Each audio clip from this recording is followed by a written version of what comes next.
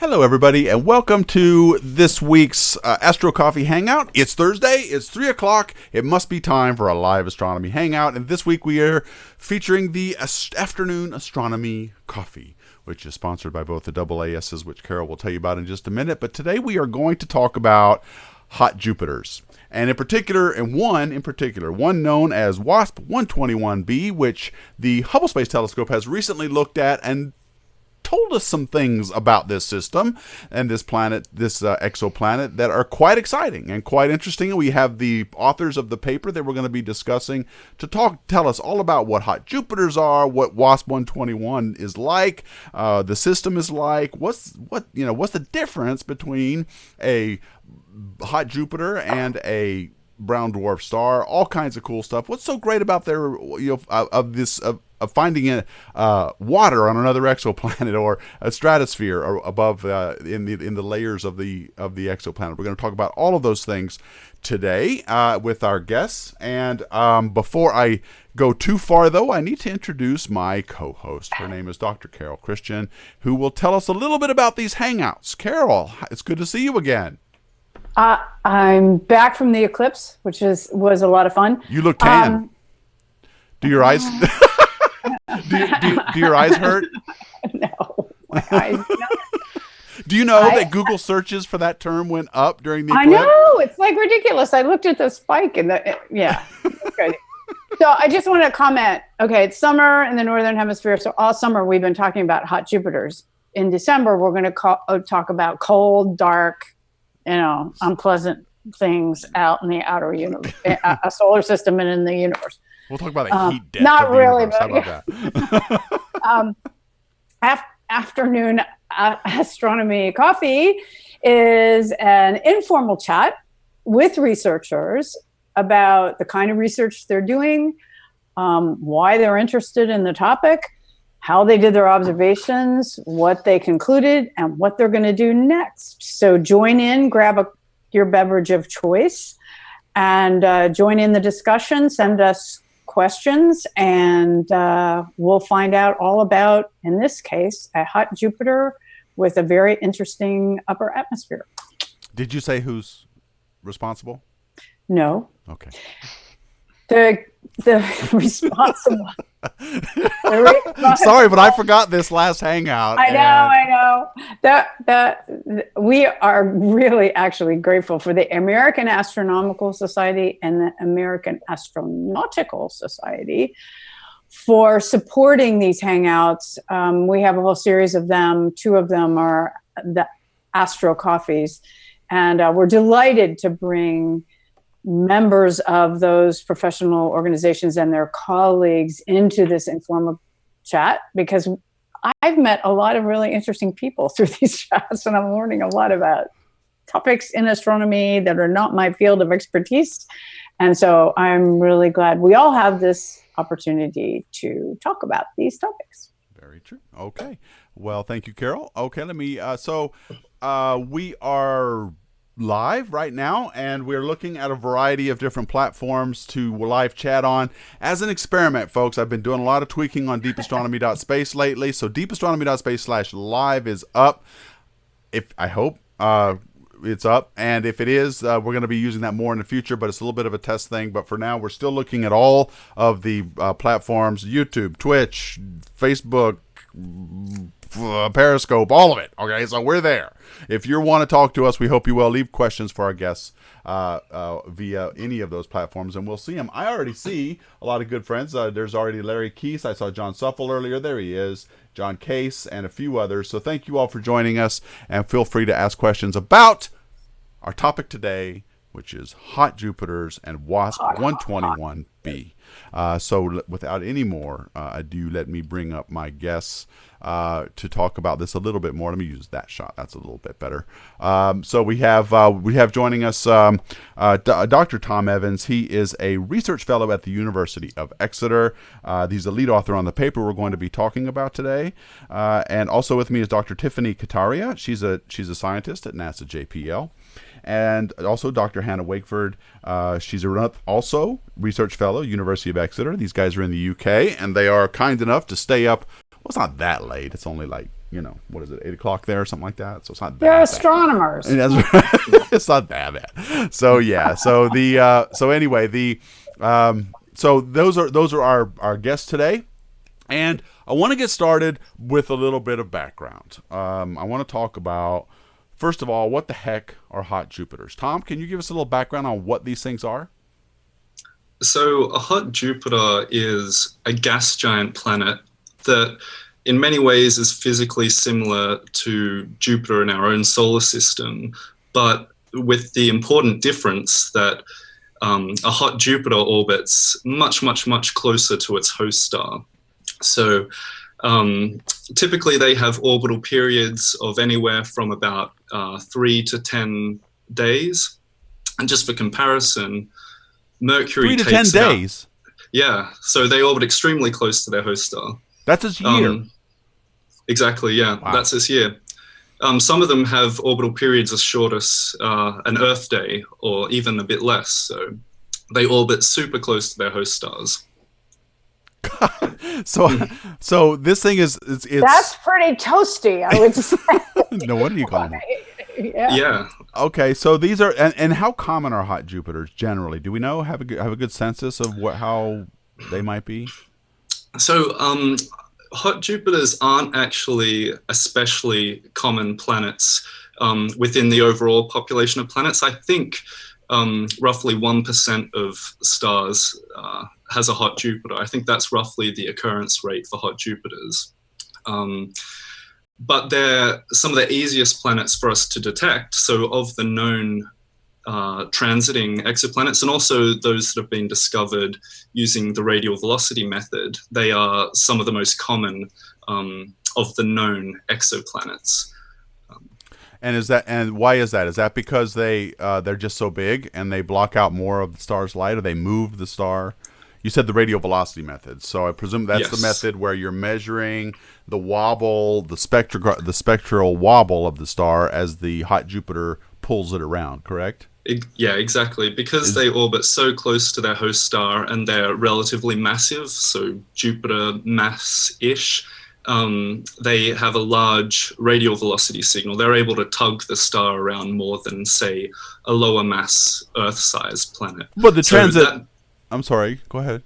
Oh, that makes them easier to detect with the radial velocity method. But like you were saying, with the transit method, because they have large radii compared to, say, smaller Earth-sized planets, they block out much more of the starlight when they transit in front of them, which makes them easier to detect. Okay, so they can still be seen with both methods. Yes. And okay, so I'm sorry, but this idea, and this has been true of every time I hear about exoplanets that are like that. The TRAPPIST-1 system has some of these planets that are whipping around really fast as well. Did you say 2 to 3 days? Is this year 3 to 4, something like that?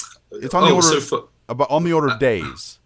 Yeah, actually, for WASP-121, the orbital period is about 1.3 days. 121b. 121b, yes. Okay. Now, what's the star like? What's 121 like? So WASP-121 is an F6 star. Our sun is, I think, is it G2 or I forget, but it's basically a slightly more massive and hot version of our sun. A little bit bigger, a little bit hotter. Yeah. It has a temperature of about 6,400 Kelvin, whereas I think the solar temperature is something like 5,800 Kelvin. Do you know whether or not this planet is tidally locked around the star? It almost certainly is. Now, I want to talk about this for a minute because there's a lot of confusion about what tidally locked is. It's not that I think, so you correct me if I'm wrong, but it's not that the star has this death grip on the planet so that it just can't move around no matter what it tries to do, but it's a state where the rotation rate of the planet is equal to the revolution around the star, and that is when you are tidally locked, correct? Yeah, exactly. So as the planet orbits around the star, the planet is orbiting, but the same hemisphere always faces the star. Okay, I say it that way because, I always pictured it like, it's got this death grip on the planet and it can't move. Yeah, but it's like the moon and the Earth. Yeah. Exactly. That's another good example. The moon is Exactly. tidally locked around the Earth. So that's a good point. Okay, so it's almost certainly tidally locked, but you don't know for sure.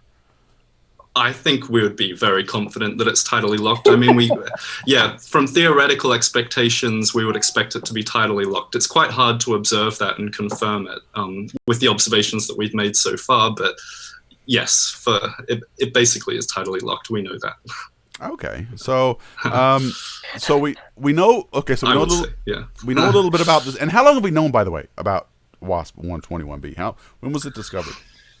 So the discovery paper was published early 2016, I think, and the discoverers had been following it since at least 2013, if I recall correctly. So there'd been hints of it since 2013 in the WASP ground-based photometric survey, but it took them a few years, I think, to fully follow it up and confirm its existence.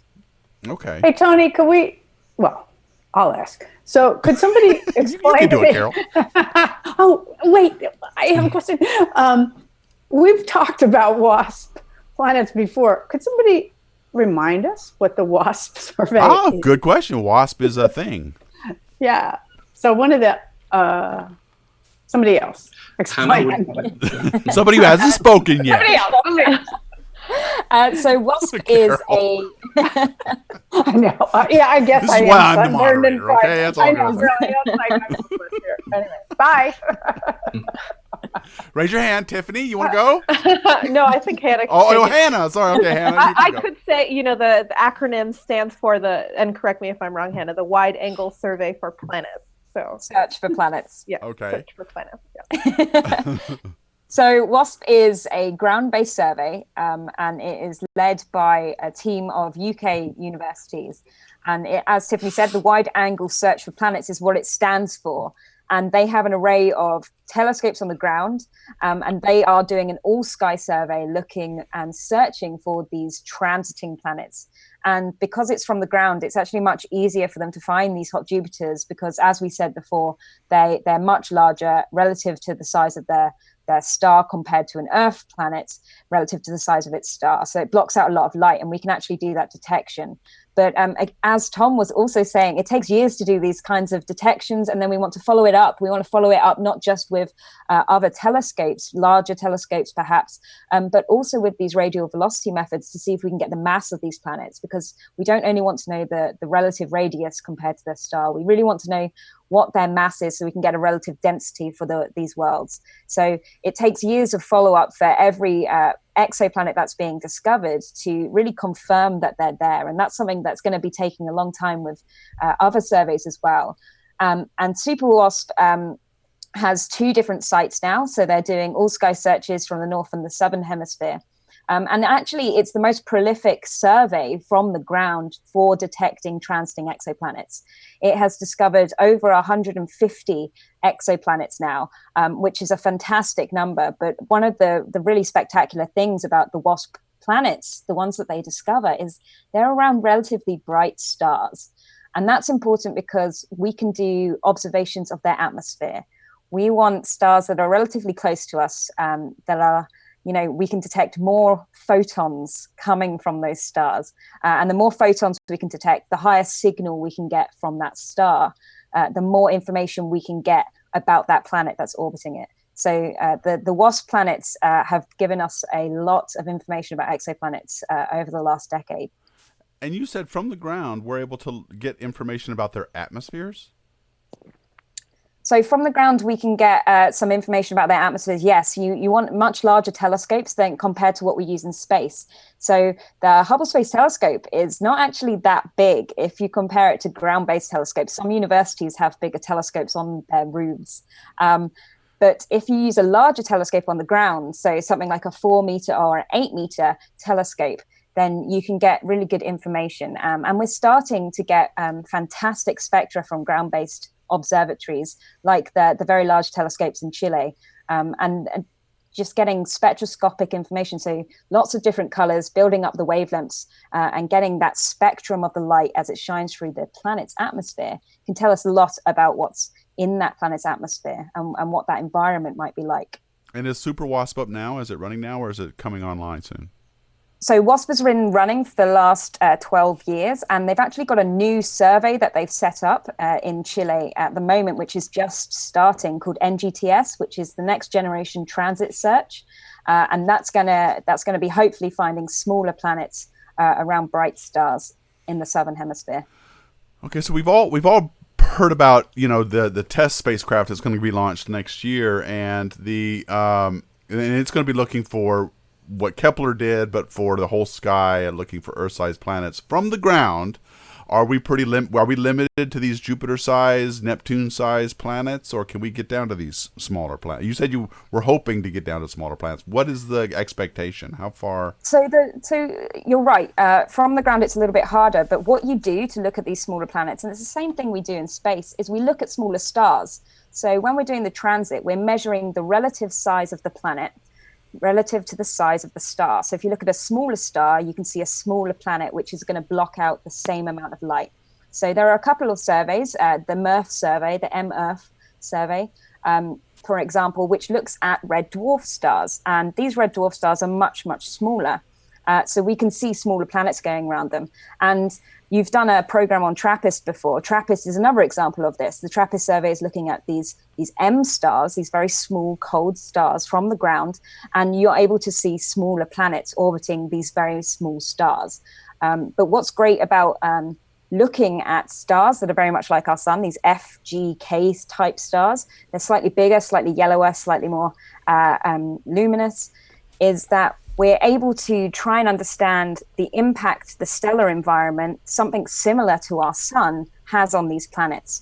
Whereas M stars are going to be very, very different kind of environments in which a planet can form, evolve, and go over time. So really looking at lots of different types of stars and their planets is also very, very important. Okay.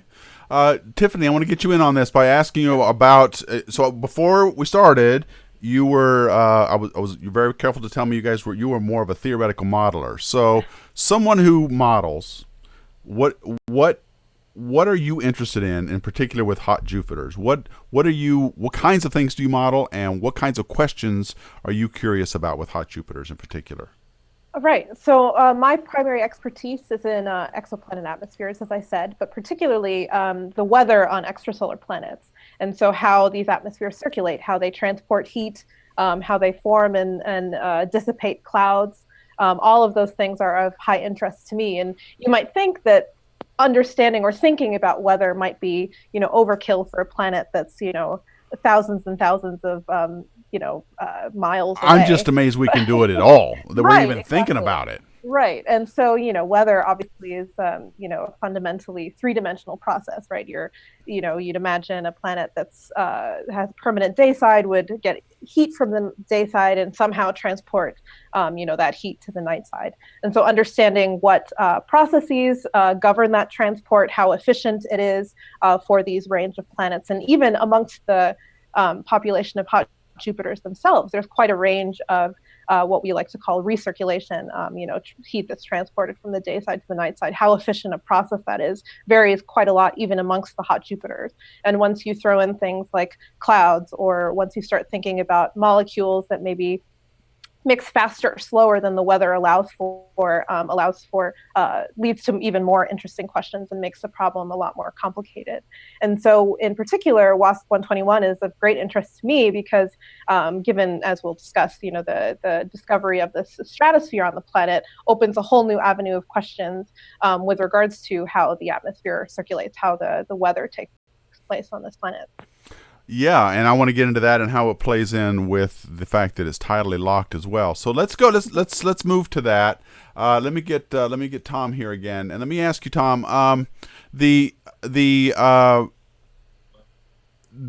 the first author on the paper, and so I thought I would ask you. So you're looking at this system through Hubble, and you find a stratosphere. My first question is, how do you know that you found a stratosphere? Okay, so we used Hubble to observe the moment when the planet disappeared behind the host star. And so by tracking the planet at that particular time, we're able to take the difference between when the planet was visible and when it wasn't visible behind the host star and deduce the thermal emission coming from its atmosphere. And we did that using this excellent spectrograph on Hubble called Wide Field Camera 3 over a wavelength range that's very sensitive to opacity bands of water. And so what happens is if you've got a layer up high in the atmosphere that's cooler than the lower layers, and you've got water in that upper atmosphere, then it's going to trap radiation that's coming from deeper layers at specific wavelengths before it can leave the atmosphere. And as a result, you're going to measure a deficit of flux at those specific water wavelengths. But on the other hand, if you've got a layer of atmosphere up at the top of the atmosphere that's hotter than the lower layers, then you're going to have those same water molecules constantly transitioning between higher and lower energy levels. And in the process, emitting photons at those specific wavelengths that correspond to water opacity bands, and you'll actually see an excess of flux at those wavelengths. And so when we measured the thermal spectrum for WASP-121b, we saw an excess of flux at the wavelengths corresponding to water opacity bands. And that told us that the upper atmosphere must be at a higher temperature than the lower atmosphere, which is maybe kind of counterintuitive because you might expect as you travel to higher altitudes and get closer to space, the natural thing might be for the atmosphere to cool down. But in fact, we saw the opposite and saw that it actually gets hotter. Well, I don't know though. If you're talking about a planet that's so close to the star, it's orbiting in just a matter of a few days. It's probably pretty freaking hot up there. But what? So the characteristic of a hot Jupiter, though, from what we know about our Jupiter, the interior, is it like that in? Well, let's start with our Jupiter. Is it like that in our planet, our Jupiter, where it's hotter the further up you go, or is it more the other way around? Like you said, the closer you get to space, the colder it gets. So Jupiter does have a stratosphere as well, but above the stratosphere, it actually cools off towards space. And so the stratosphere in Jupiter is caused by other things. I think methane-based chemistry. I think methane traps heat in the upper atmosphere of Jupiter, and that produces a stratosphere. Okay. Yeah. What role what does the stratosphere even do? The Earth has one. The Earth has a stratosphere. What role does it play in an atmosphere of a planet? So I guess the main characteristic, an important characteristic of a stratosphere is that it implies that a lot of heat is getting trapped high up in the atmosphere that wouldn't be getting trapped there unless something, funny was going on. So unless there's something up there trapping the heat in the upper atmosphere, you wouldn't get this heating in a stratosphere. So on the Earth, we have ozone that absorbs ultraviolet sunlight, and that raises the temperature in Earth's stratosphere. Yeah. So there's probably something analogous going on in WASP-121b's atmosphere, but we're not exactly sure what it is yet. Okay. What do you think, Tiffany, is going on with this planet, with it being tidal? I mean, so first of all, you help model weather, and I just got to know, what the heck is going on when you've got something tidally locked? I mean, that's got to wreak some freaky havoc on you've got one side of the planet that's never facing the star. The other side always is. What are the conditions like on a planet like that? Sure. Yeah. So this high temperature contrast, from this really hot day side to this really cold night side leads to some really interesting weather on these types of planets. Primarily, this large forcing actually generates these waves that will produce these very vigorous jets that will transport heat from the day side to the night side. And when I say strong jets, I mean kilometer per second winds that transport heat from the day side to the night side. And so this is true for most, if not all, hot Jupiters, with varying wind speeds depending on the temperature contrast, really. And so in the case of WASP-121b, we would expect these kilometer per second winds to be transporting heat from the day side to the night side. Kilometer per second winds. That was something that I believe, if I read a press release properly a while back, that's the speeds of the winds on Neptune too. Neptune, I recently learned, is the windiest planet in our solar system with those scale of winds. I don't think they know what causes it yet, but that is a pretty windy place. So does the wind help with this layer? Or does it disrupt it? Well, that's kind of the question. I mean, so far we've only detected the stratosphere present on the planets. When you're observing the planet at eclipse, you're only observing the planet's day side. And so at that longitude, we know that there's a stratosphere. But how, where the stratosphere persists is still an open question. So so we've also observed the night side of the planet, and we see water in absorption. So as Tom was describing, that would imply a cooler layer. So we know that it doesn't appear, we don't have emission observations, I should say, yet for the night side. So that's an open question. Does it, is the stratosphere there on the day side? Does it persist on the night side? At what longitudes does the stratosphere appear and disappear? And how does that play a role in the transport of the molecule and other molecules, other types of constituents in the atmosphere? Okay, let me get a question in from Cello Fingers, who's watching and asking, is electromagnetism a factor in tidally locking a planet or a moon? I don't know, maybe the magnetosphere of the planet, or is it more of just the gravitational wells of the two planets working together? Or the planet and the star? So during formation, you're going to be trying to conserve angular momentum. So during planet formation. Yeah, during planet formation. So as these planets have obviously migrated in, they didn't form there. You can't form a Jupiter-sized hydrogen-helium-dominated world so close to the star. So they moved in from somewhere out in the disk after they formed. So as they're moving in to conserve that momentum and to actually just get all of the forces to balance out, it would then just begin tidally locking the planet so that the orbital period is the same as the rotational period. To be honest, magnetism is like the big question. We've got not much information on that at the moment. It's a really tough one. We know Jupiter's got a very large magnetic field, and that plays a really big role in the moons around Jupiter and the transport of material between the moons of Jupiter and the planet itself.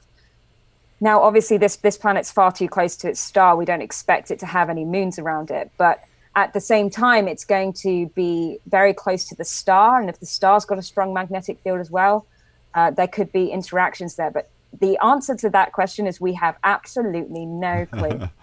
Although I'm pretty sure it's gravity dominated. I think it's almost entirely due to gravity and not electromagnetism. Gravity always wins in the end, as my... Yeah. Are F stars, I don't remember from my introductory astrophysics, are F stars very active? So I'm thinking if the star is very active, is there transport, a lot of transport from actual transport of material?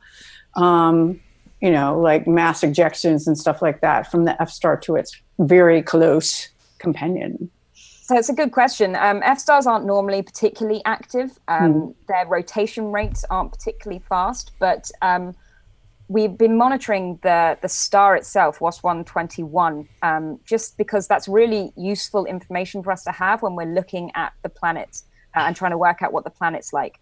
And it's not a particularly active star. There's nothing there's no big spots that we've seen in any of the light curves that we've got. And it's not something that we are concerned about in terms of activity for this star.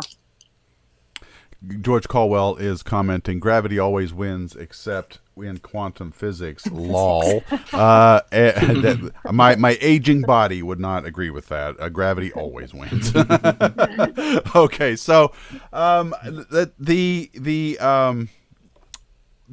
are there any other planets besides this one in WASP-121 system?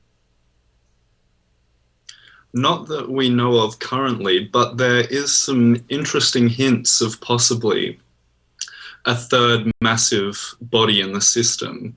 But that's purely speculative at this point, and it comes from the fact that WASP-121b, rather than orbiting around the equator of its host star, appears to orbit around the poles of its host star. No way. And yeah, so it's pretty crazy. So hang on. So it's rotating this way, like a ball would do, but the planet is going around like this.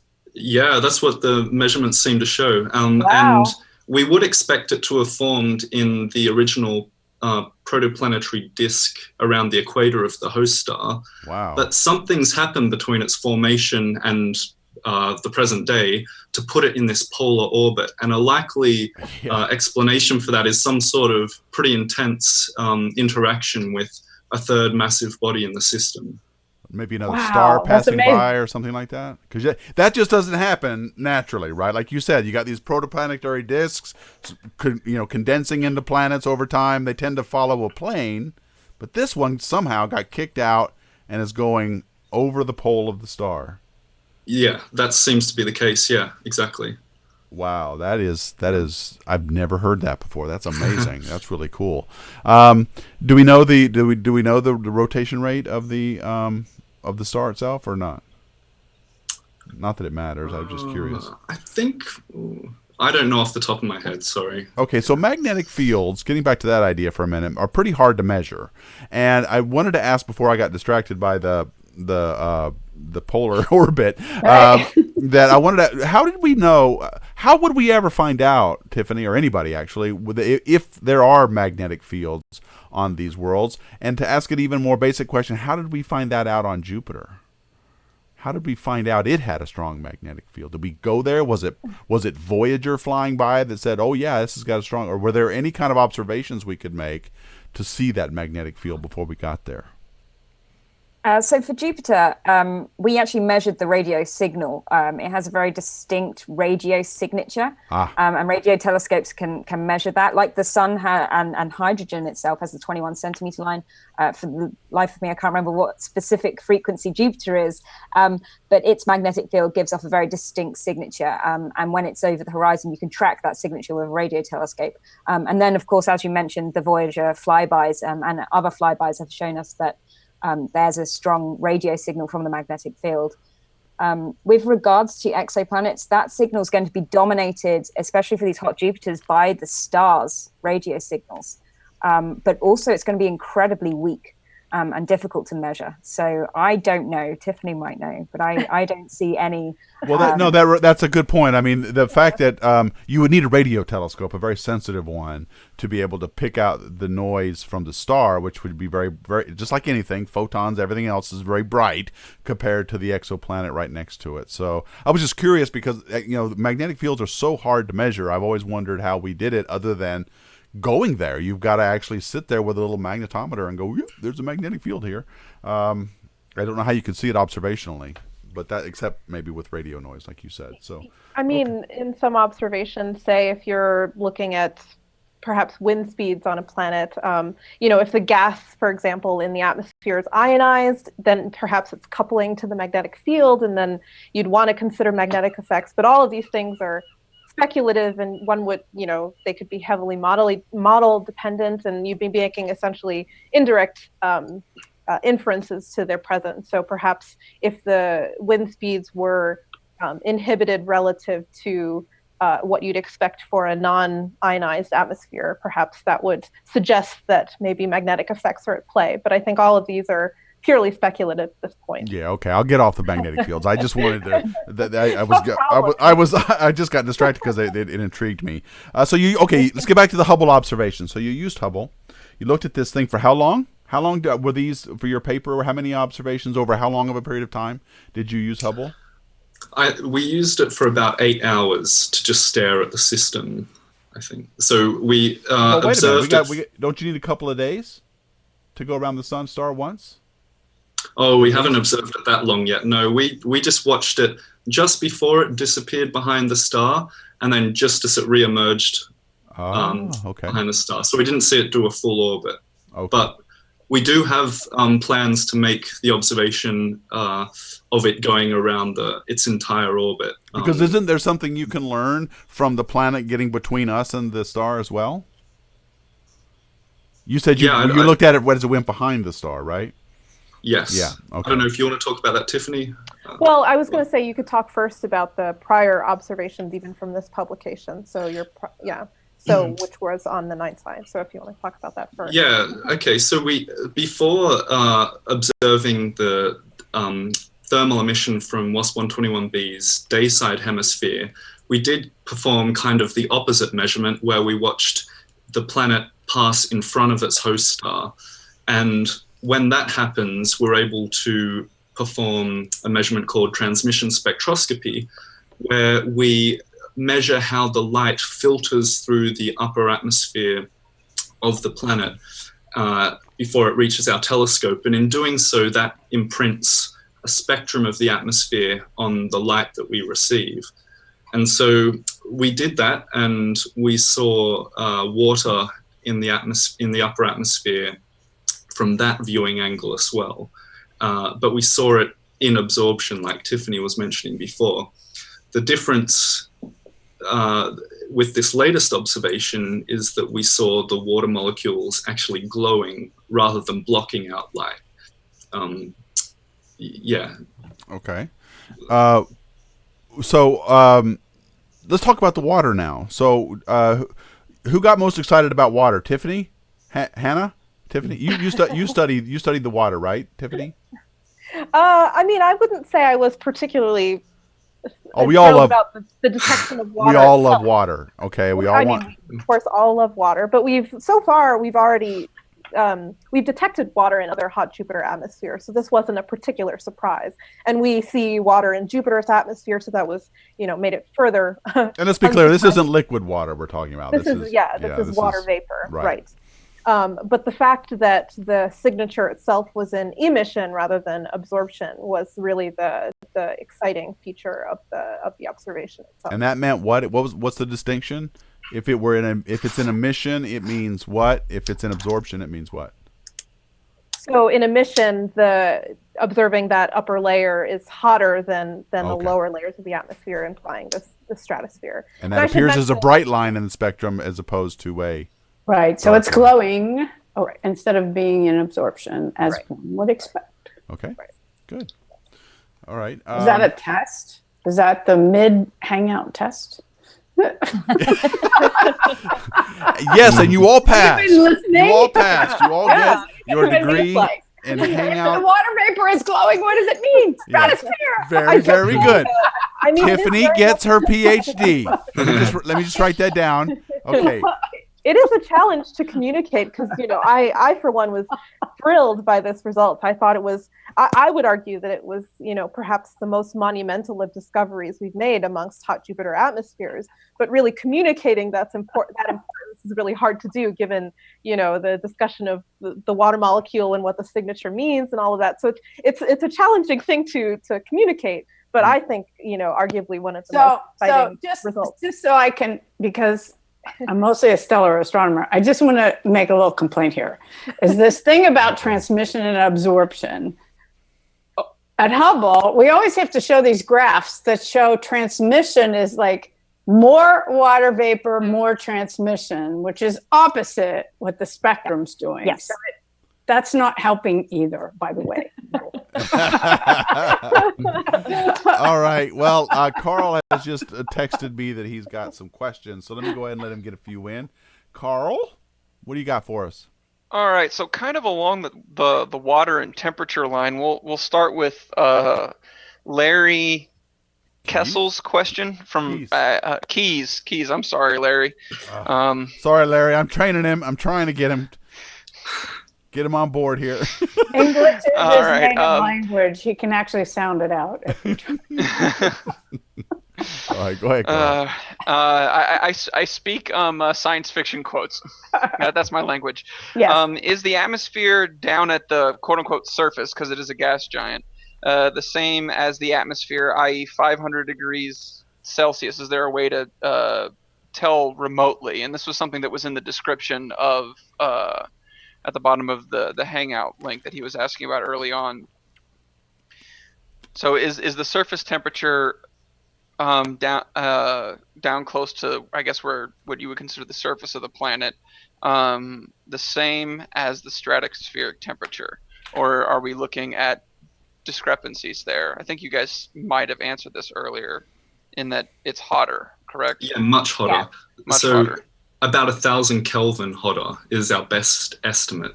So the temperature rises dramatically from the bottom of the atmosphere that we're able to probe up to the upper layers of the atmosphere where these measurements were sensitive to. Yeah. And so George Colwell asks, what's to stop a large hot Jupiter from getting hot enough for fusion to be triggered? At what point do we call a hot Jupiter a hot Jupiter's brown dwarfs in a binary star system, and then rename it to be a binary star system? Is there some kind of dividing line between hot Jupiter and brown dwarf, and what triggers that fusion at the center? So there's a kind of wavy dividing line between planets and brown dwarfs. Brown dwarfs aren't actually stars. Their fusion is not hydrogen fusion like a star. Around 13 times the mass of Jupiter is about the boundary where you would go from a planet to a brown dwarf. This is kind of a wavy line, but mass is the main key here for triggering fusion in these types of bodies. And what you'll find is that these hot Jupiters and brown dwarfs are relatively the same size in terms of their radius, but they just have much more mass packed in there. And that's really what triggers this fusion point and this differential between a planetary mass body, a brown dwarf, and then again a M star. So Wasp-121b is only about 20% more massive than Jupiter. I'm not sure if we mentioned that. So it's a lot lighter than a brown dwarf. Okay, yeah. I was And I going to think ask that kind of- earlier on. And I think kind of implied in the chat around George's question was like, since they're so close to their host star, could there be a point, if they're in that wavy zone, that the heat that they're absorbing from their star possibly bring them into brown dwarf status? And I think you kind of answered that, in that there isn't fusion actually happening. But I was wondering if the star could possibly really drastically change a large enough hot Jupiter's conditions to maybe change its classification in any way. The fusion itself is a pressure-based system. If the star is heating it, it's heating it from the outside. And that's going to do something else. It's going to ionize the atmosphere. It's going to energetically excite it outwards, increase the kinetic energy such that it escapes. And that's one of the other interesting things about Wasp-121b, is we actually think that the atmosphere is possibly escaping, forming like a cometary-like tail behind it as it orbits around the star. And that's because of this outside influence from the star that it's orbiting. And you answered someone else's question actually about that. Like, is the star causing the atmosphere to kind of evaporate and bring a tail? But I can't find their name right now. But that was another question off the list. Let's see. So, okay, hang on. I got one from a couple about this orbit here. Cosmic stardust and cosmic stardust is like, what? What do you mean? How can you have a planet doing this kind of an orbit? But the question is, are there other planets that rotate super weird like this, maybe in other systems? And a follow-up is, can you have both at the same time? Can you have a planet going in a polar orbit in a system where there are planets going along the ecliptic? Can you have that? Do you guys know? Well, there's certainly a significant fraction of the known hot Jupiters are in orbits that are significantly inclined from the equatorial plane of the star. Oh, so I did not know that. Yeah, it's not anything particularly unique to Wasp-121b. And we think that it probably has something to do with their dynamical formation histories and their previous dynamical interactions with other massive bodies in the system. And that could be partly why we see these big gas giant planets so close to their host stars, is through these dynamical interactions that they've previously undergone. So because we don't expect them to form there. Hot Jupiters are just wonky orbits, are just part of who they are, isn't it? It's just part of their idiom. But does that mean that the process is very different in our solar system? Since I thought there had been some migration, but clearly the gas giants are not at these weird angles. And lucky for us, we didn't have Jupiter slide into where the sun is, because probably the rocky planets wouldn't have survived. Okay, and Philip W. has a question about the lack of moons in the system. Could the outer planets have any, or could the inner ones have enough of a magnetic field to shield any there? Philip W. loves exomoons. He asks about this almost every time. So we know that Wasp-121b doesn't have any, or at least you don't think it does. You're pretty sure it doesn't. And it's, so far as we know, the only planet in the system, correct, that we know of. But could there? Do you think that the star is stripping these away? Why do you think there's no moons there? Because Philip W. needs moons.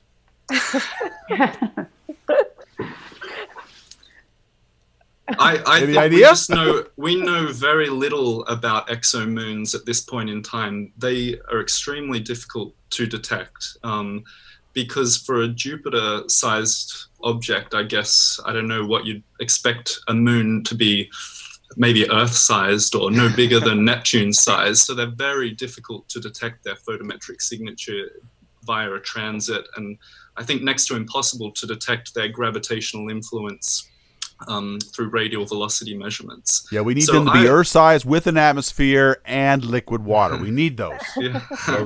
So what he wants is Pandora, is what he wants. Yeah. That's what he's looking for, because he wants to get past that one big filter that you think is so tough when it comes to light. That's true. Don't get me started on great filters. Don't even get me started on those. There is one other question about hot Jupiters that as it pertains to our solar system.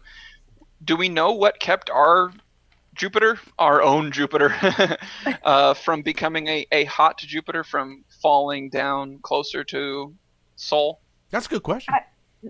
It's likely something to do with the other giant planets that we have in our solar system. So we have Saturn, which is fairly massive itself, and the ice giants that possibly were responsible for stabilizing the orbital dynamics, the movement of our planets as they were kind of wobbling about during formation.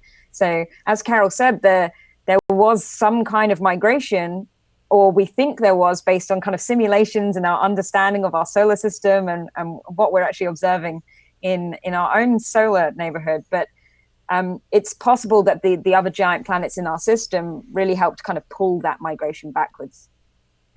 So Saturn is not just the lord of its own rings, but the lord of all of the orbital rings. Oh, were you waiting for that, Carl? Were you waiting to say that? As soon as she mentioned Saturn, I was like, I'm gonna get that in there. All the nerd memes. Julia Lynn, oh, bless you for asking this. Okay, guys. So, what do you expect from follow-up spectroscopy from James Webb Space Telescope? That was going to be the next one that I was going to ask. I took it from you. That's all fair. right. So you guys going to use JWST on this thing? Oh yeah. Oh yeah. That's the hope. We put in the proposal. We cross our fingers we get the time. But yes, that is the goal. Well, you're in the right place, because I'm the one that's allocating the time right now. So I'll make sure. I should also mention actually that there are already plans to observe WASP-121b with one of the instruments on James Webb. So the instrument teams have and Hannah can speak more to this than I can, but the guaranteed time observations, so the team get their first claim on time. And so WASP-121b is among the targets to be observed sort of in the first go round. So while we'll propose for additional time, there are some already planned. Okay. Do you want to comment some more on that, Hannah? Just to say that there's a couple of programs on James Webb, the James Webb Space Telescope, which are already in motion, and we know that are set in stone is these GTO ones, guaranteed time observations, like Tiffany said. And there's also other proposals that have just gone in, the early release science director's discretionary time. And that is for the communities of all different scientific disciplines to come together and see what we want to be doing with James Webb. And it's the first look for the community to really go ahead and see how the instruments work. So while the proposal deadline for the James Webb Space Telescope Cycle 1 observations will be due next March, we're working as a full community to really come together and try and understand these types of planets. Okay, and I wanted to give you a chance, Hannah, because we talked in the time before we started about this observation set being part of a larger Hubble program called PanSet. Can you tell us a little bit about what that is? So PanSet stands for Panchromatic Comparative Exoplanet Treasury Program. So it's what we like to call the bacon program for exoplanets, because PanSet is bacon. But so what it is actually it's the largest exoplanet program that has ever been awarded on the Hubble Space Telescope in its 27 years. So this is a huge thing for the exoplanets. And we're looking at 20 different exoplanets with this program over a total of 498 orbits of the Hubble Space Telescope. Yeah, that's like Frontier Fields big. That's huge. It's fantastic. It's actually equivalent of 32 solid days of Hubble time. Oh, look at you! Look at that grin on your face. Hey, I get to play around with all of the data that comes in from it. But it's even twice the size of any other exoplanet program that's come before it. So it's really huge for us to have this program. And WASP-121 is one of the planets that we're looking at in this program. And this is just the first 5 orbits that we have of WASP-121 in this paper. So with just 5 orbits, we found something absolutely amazing about this planet. And we've got another 20 orbits over different wavelengths to really try and understand what this planet's atmosphere is like. So that's just for one planet. And as I said, there are 20 in this treasury program looking over different wavelengths from the ultraviolet, the optical, and the near infrared. And that's really important because it allows you to look at different parts of the planet's atmosphere, kind of look at different layers and different materials that are in the atmosphere. So different materials absorb light, so block the light at different wavelengths. They have these unique signatures. And because we're looking over so many different wavelengths, so many different colors of that spectrum, we can build up what's in that atmosphere. And that really gives us a great picture of these 20 planets we're going to be looking at. Can you give us a taste of some of the other kinds of planets you're going to look at besides WASP-121?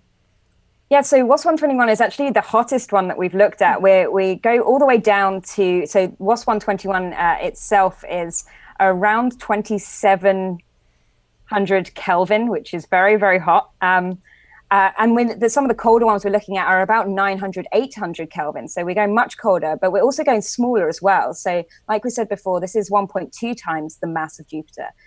Some of the smaller ones we're looking at are Neptune-sized worlds. So these kind of icy giants, we're trying to really understand how these different planets formed and where they formed. So we've got a huge range of planets that we're looking at. We've got a huge range of wavelengths that we're able to look at these planets in. And we're also looking at them in transit, so as they pass in front of their star, and in eclipse as they pass behind their star. So we're getting both the absorption signatures in transmission and the emission signatures as they eclipse. So we're getting a whole host of information about these worlds. Great. Well, so Carol, this sounds to me. What do you think? Do you have any comments on this program? Because when I hear what she's just said, that sounded, like I said, as big as Frontier Fields was going to be for Hubble. That's a pretty big deal, isn't it? Almost 500 orbits. Yeah, that's it. Yes, it's fantastic. And okay. We're not gonna. Well, I've said it in public, but I keep telling the James Webb people, okay, this distant universe stuff is fun, but you know what? James Webb is going to make its name in exoplanets. I could be wrong, but I think I'm really happy that Hubble has a big part of it. And I think it's great because I think actually this kind of study has been wanted by the community for a long time. But on the other hand, I would say that all the pre-research, all this kind of research that's gone before, I don't know that this kind of a program could have been put together as cohesively as it is now if we had tried to do it like 5 or 8 years ago. So I think now's the time. So I think it's great. So because we've talked before, Carol, about how Hubble is the only game in town when it comes to the UV or extreme ultraviolet. What can we learn in that wavelength in particular about for exoplanets? Because JWST can't do that. So what can Hubble teach us about exoplanets in that wavelength range? Well, I would ask our experts that. Well, I'm asking all of us, but I said Carol and I have talked about the fact that this is true. Any comments? I guess I'm curious about ultraviolet and exoplanets. What can we learn? The UV itself actually tells us about the escape of the atmosphere. So it's really looking at these hydrogen lines. And if we can see that, we're going to be seeing some of the escaping atmosphere of these planets. So you're looking very, very high up in that planet's atmosphere with the UV. And that's really important for us to work out the rate of escape and how much the stars are impacting these atmospheres. And good. Well, I'm sorry. I was just reading the comment where was it Philip W. saying, "And you get a PhD, and you get a PhD, and you get a PhD." It's probably also worth mentioning that WASP-121 is amongst those planets being observed in the UV. So we should learn about its upper atmosphere via those observations. Yeah, because it's very, I don't know, I'm a little, after I first learned that, I guess it was a couple of years ago, Carol and I first talked about it, I started to get a little worried. Well, wait a minute, there's nothing else on coming down the pike. I think LUVOIR is coming at some point down the road that'll have this capability. It's one of many candidates.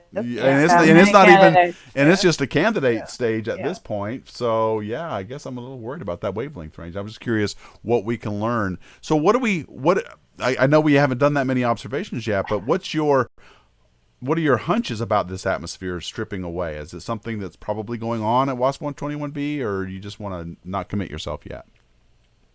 Leave that to Tom. I wouldn't commit myself in any way, but I think it's fairly likely that this atmosphere is undergoing evaporation due to the intense radiation from its nearby host star. And so like we have seen for maybe one or two other planets that I'm aware of, there could be, as I think Hannah was mentioning earlier in the discussion, a comet-like tail of gas being stripped from the planet and trailing it in its orbit. Okay. But we need to confirm that with observations. It's just speculation at this point. Okay. So since you've got Hubble time, you're not done with WASP-121b yet. WASP is also still presumably looking at this system. If you had more observation time, do you think more exoplanets might reveal themselves? Because looking at one of the things about these exoplanet studies that I've learned is that you really need, as you said at the top of the Hangout, a lot of observing time, because you want to be able to catch all of the planets as they go around their star, whether it's in the radial velocity method or the transit method. Sometimes you got to wait years before you'll see, in the case of an Earth-like planet, you might have to wait 1 year. But in the case of a planet like our Jupiter, you're waiting, 100 years? A long time before you'll see all of the planets. Do you think, based on maybe the wobble of the planet so far that you've seen, that there are more out there? Or is this pretty much it? More in the WASP-121 system? Yes, I'm sorry. More in this in this system. I think the only evidence we have for any other planets in the system is the fact that WASP-121b is on a polar orbit. But I wouldn't be surprised at all if there are other planets in the system. But yeah, we don't have any evidence for that at this point. I think I'm just going to tell you, WASP-121b was a rogue planet that got caught by this star, and that's why it's in such a wonky orbit. I'm just going to say it now. I'll take my Nobel Prize. Thank you. I have a question in the last minute. How old are these systems? I think it's pretty hard to estimate the age for this system, but it's on the order of a few billion years for WASP-121 is the estimate that was given in the discovery paper. So maybe, I think around 5 billion years old or something. Yeah. Yep. And that ties back to why we think the planet is tidally locked as well. Given the age of the system, we think it's circularized over that time. Yeah, makes sense. Interesting. Speaking of things that might be discovered, might not be discovered, Philip W. has one of my favorite questions to always ask folks is, what theory or what set of facts do you personally hope will be found or proved, if any, when we have a better idea about more information about WASP-121b? Life. No. Oh man, that would be some funky life. Well, one thing is we see this stratosphere and this intense heating of the upper atmosphere where the temperature rises by about 1,000 Kelvin going to the upper atmosphere, but we still don't know what is responsible for that heating. And so that's a big mystery that still needs to be solved. We want to find the analogous ozone on WASP-121b's atmosphere. So that's something we really hope to find out fairly soon. Okay, any closing comments on that, guys? Because that'll be our last question. Yeah. Well, Tom, I guess you could talk about those future observations to look for that looking for that elusive molecule. Yes, tell us about the future. Yeah, so we do have some time on Hubble to target a different wavelength region, which is sensitive to these particular gases that have been theorized as possibly causing stratospheres in hot Jupiter planets. So titanium oxide and vanadium oxide gases. And so hopefully with the upcoming observations at different wavelengths, we'll be able to search for their signature. Yeah. Okay, well, on that, okay. Sorry, I also wanted to. Yes, by all means, go right ahead. Go ahead, Tiffany. I mean, there's a plethora of information to be learned about this planet, including using these phase curve observations. I was sort of alluding to this earlier. Yes. So these are phase resolved emission observations. So observing the emission of the planet from its night side from transit to secondary eclipse when you see the day side of the planet. And so ultimately, another program that we have upcoming is to track this water feature in that same wavelength band for this paper, track the water as it transitions from emission, as we observes it on the day side, to absorption, presumably on the night side or perhaps some other longitude, we don't know yet. And then use that information to track where the stratosphere is as a function of longitude. And so that will be really powerful for understanding the weather on these planets and perhaps how whatever molecule that's causing the inversion is mixed as a function of longitude. Okay, well, great. Well, thank you, Tiffany. Okay, we're going to have to cut it there because we are out of time. But I want to thank, I'd like to thank all of my guests, Doctors Tom Evans and Hannah Wakeford. They are both research fellows from the University of Exeter in the UK. I want to thank you both very much for taking some time out to talk with us today. Also, Dr. Tiffany Kataria, she's at NASA JPL. She's a scientist there studying the weather of exoplanets, among other things. So thank you all very much for our hangout. Carol and I are taking a break next week. We will be back at the 1st of September with the Footsteps to Mars hangout, where we are going to be talking about the ethics of going to Mars. Should we even be doing that? So we're going to talk about that. We return after Labor Day. We also have an ExoLife hangout coming on that week as well. Next week as well. So we'll talk about that then. Thank you all so much for watching, and as always, keep looking up.